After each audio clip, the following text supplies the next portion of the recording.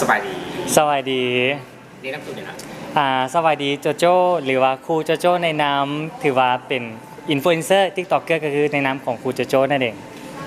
อ่ะปีนี้เป็นเจเนเรทีวาได้มาเป็นพิธีกรในห้องเลือกโครงการเฟซออฟลาว2026ค่อนข้างที่จะคุกคีกับเฟสออฟลาวมาตั้งแต่ถือว่าในปี 2024 ถือว่าได้เป็นผู้เข้าประกวดแล้ว และได้รับรางวัลก็คือขวัญใจ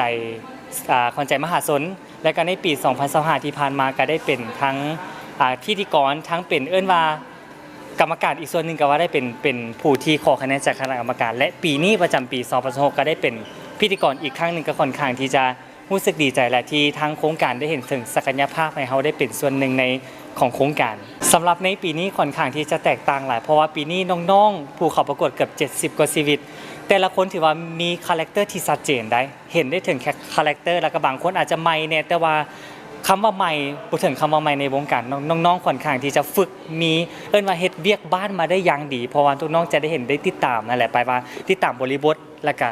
ในมื้อนี้ถือว่าก่อนที่จะเข้าไปห้องคัดเลือกแมนโจโจ้ก็ได้มีการแนะนำหรือว่าได้ปูทางให้น้องๆว่าต้องเฮ็ดแนวใดเพื่อไปเจอคณะกรรมการโดยเฉพาะกับแมนอย่างที่บอกกันแนะนำไปว่า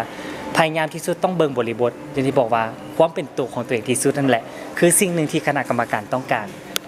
ว้าววันนี้อยากให้น้องโจโจ้ว่าถึงงานเพราะว่าจริงเดือนที่ผ่านมาคือว่าไปร่วมงานกับทางชีคการบันเทิงอยากให้น้องโจโจ้ว่าถึงเรื่องผลงานที่ไปร่วมงานกับทางไอต้นสำหรับโจโจ้แล้วกันเป็นพันซองฟ้าหาดาวคือการประกวดมาแล้วกับตอนนี้ปัจจุบันนี้กันมีผลงานเพลงหนึ่งไปที่หัวจากทีเคสเราจากไอ้ต้นนั่นเองได้โอกาสจากไอ้ต้นเฮ็ด1เพลงก็คือเพลงหลงหักนั่นเองที่ว่าปล่อยมาดุดแล้วแหละถือว่าบ่มีกระแสก็บ่เป็นอย่างที่ว่าเฮาได้เฮ็ดตามความฝันกันแล้วและก็ในปัจจุบันนี้กันเป็นฝากทุกคนเป็นกำลังใจและก็ช่วยซัพพอร์ตครูโจโจ้กันแน่ทุกมื้อนี้เฮ็ด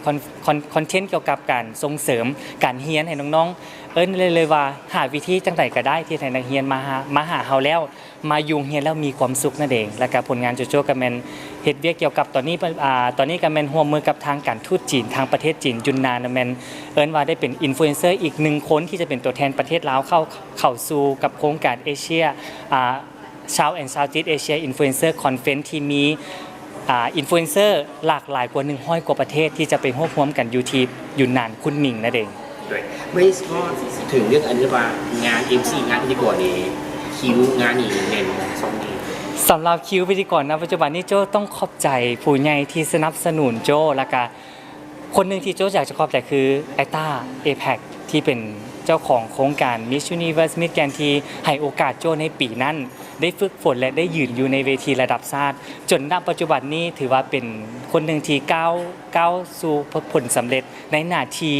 คำว่าพิธีกรได้อย่างเต็มตัวและก็ทุกมื้อนี้บอกเลยว่าโอกาสนั้นพลิกชีวิตโจ้แหงเฮ็ดให้ทุกมื้อนี้คำว่า MC โจโจ้หันติดหูและก็เป็นที่ยอมรับของผู้ใหญ่หลายๆคนในวงการเรา